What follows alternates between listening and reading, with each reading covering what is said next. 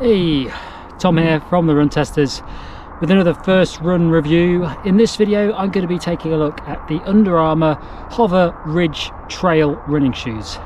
It's hot, I'm already sweaty, let's take a look at the shoe.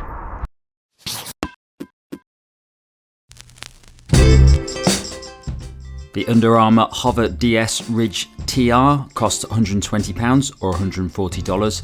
They weigh in 309 grams or 10.9 ounces for unisex in a size 8, and the drop is 8mm. The Under Armour HOVR DS Ridge TR is a multi-terrain shoe that's built to offer a balance between comfort, durability and traction.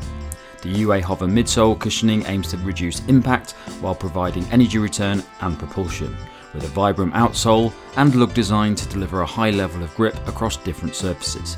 There's also an Ortholite sock liner for comfort, as well as a reinforced upper for protection on the trails. That also features 3D overlays for a secure lockdown fit. Okay, so I've just done about 14k over the South Downs. I was planning on doing a half marathon, but it's 30 degrees, so could not be bothered with that. So did about 14k over the South Downs, so we're looking at quite a bit of incline. It was mainly over gravel tracks, but there was a little bit of pavement in there as well and some fields. And what I would say about the Under Armour HOVR Ridge trail shoe is they're pretty average, they're fine. The midsole foam feels quite spongy when you're first running in it, but after you get through a few kilometers it's fairly unimpressive. It doesn't really offer any sort of level of softness. It doesn't feel that responsive.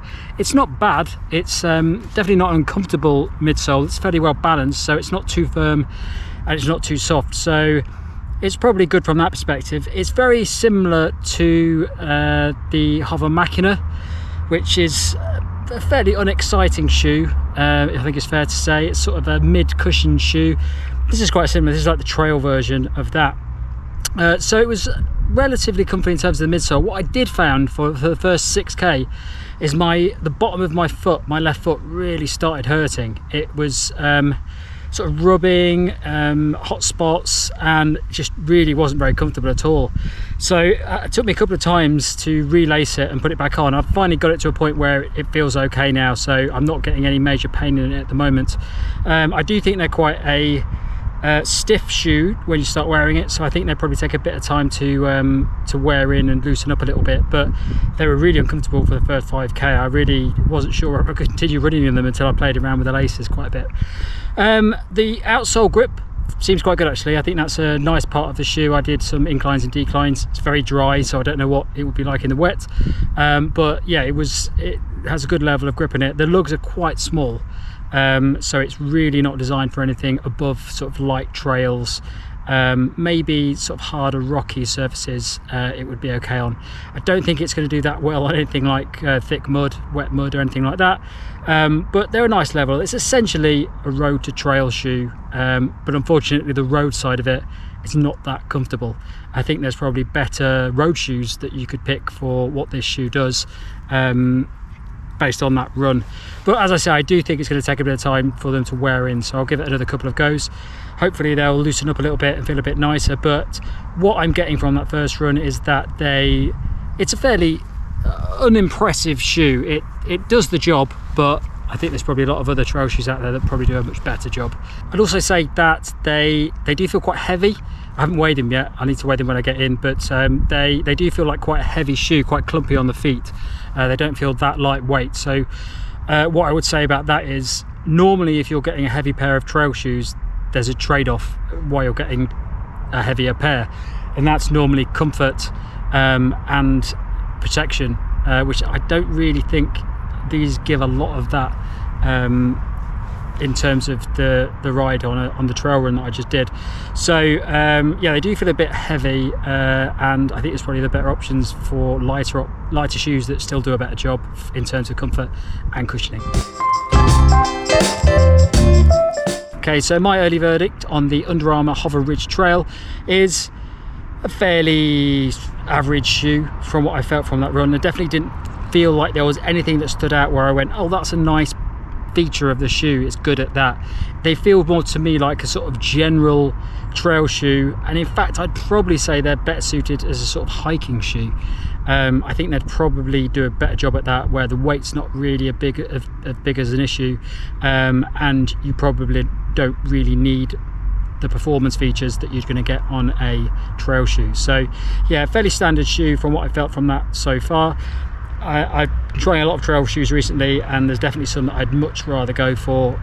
Something like the Saucony Endorphin Edge, which I've just been testing. It's got a carbon plate in it.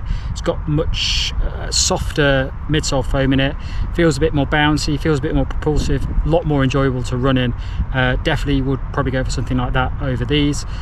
Something like the Saucony Peregrine 12, very reliable, good, balanced shoe. Sits into the same realm as this one, what it's designed for, road to trail, but also can handle more technical terrains, where I don't think this one will be able to do that. And then maybe something like the Hoka Speedgoat 5, which is just a very comfortable multi-use trail shoe, which is better for like longer distance efforts as well. So yeah, there's a lot of other options out there. The one thing I would say that this shoe has got going for it is it is very cheap. I think it was I found it in a few sales before I did this video. I think it's sitting around £80 or something at the moment in some online stores. So for that, maybe it's an all right average trail shoe if you want to use it for walking as well. If you want some performance benefits from a shoe based on that run I've just done, I just don't think it's going to do it. It's just it feels a bit too clumpy. It's not comfortable enough. It's not lightweight enough to really excel in any area, and it massively hurt my feet after that first run. So yeah, I'll give it a few more goes. Maybe by the time I get to the full review it will have relaxed a bit and I will have warmed to it a bit more. It is also 30 degrees today, so I'm struggling a bit in the heat anyway, so that might be impacting my mood when it comes to the shoe. But overall I just think it's a fairly average shoe, and not really anything impressive to talk about. So that's it from me. Thanks a lot for watching, and don't forget to like and subscribe and click that little bell icon, and check the channel out for all the other videos we've got from the latest road and trail shoes, as well as running headphones and watches out at the moment. And don't forget that we've also got our monthly podcast now, which comes out at the end of every month. If you nip down into the captions below, you can subscribe to that on all the different podcast services that you might want to listen to it on. Right then, thanks a lot for watching. See you soon.